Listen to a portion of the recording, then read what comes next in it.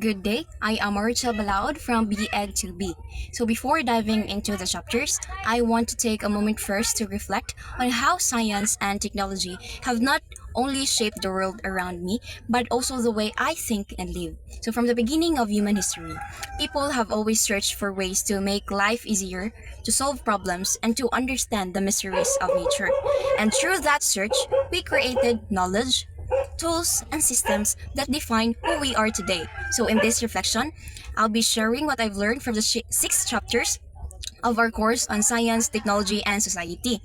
Each chapter have opened my eyes to a different kind of journey, from the earliest discoveries of humankind to the revolution of thought and to how we find meaning and purpose in our modern lives. So, as I share my understanding, I invite you to think one question: how has science and technology have helped us not only to progress but also to truly flourish as human beings? So now let's dive into the first chapter, the chapter 1, historical antecedents or the ancient times. So in this part or in this chapter, we have a lots of civilization nga ni Usbong, like the Sumerian, Greek, Egypt, and many more. So when I look back at the history of science and technology, I realize how deeply human curiosity shaped our world. So from the earliest tools used by our ancestors to the complex machines we have today, every discovery came from a desire to survive, to understand, and to make life better.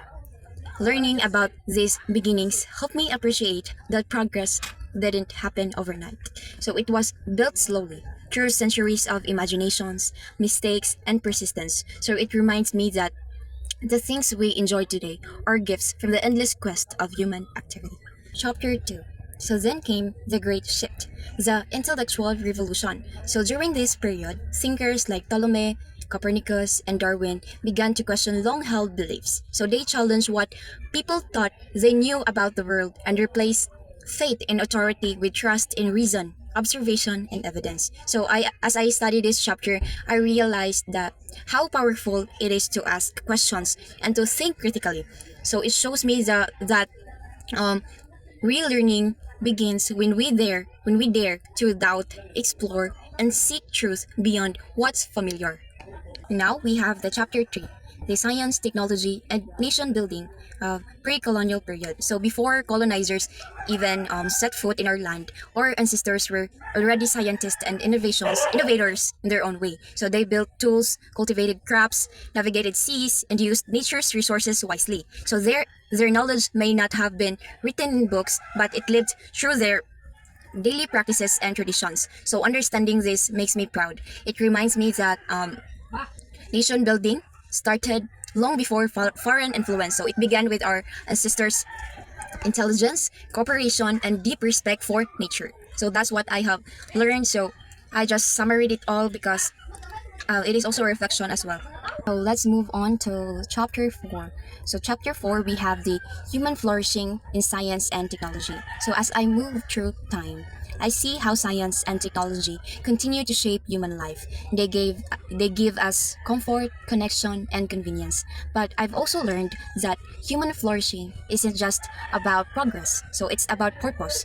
We flourish when technology serves humanity, not the other way around. Did you get my point? So it's not enough to invent. We must ensure that we what we create uplifts lives, protects our planet, and respects human dignity. That's when innovation truly becomes meaningful.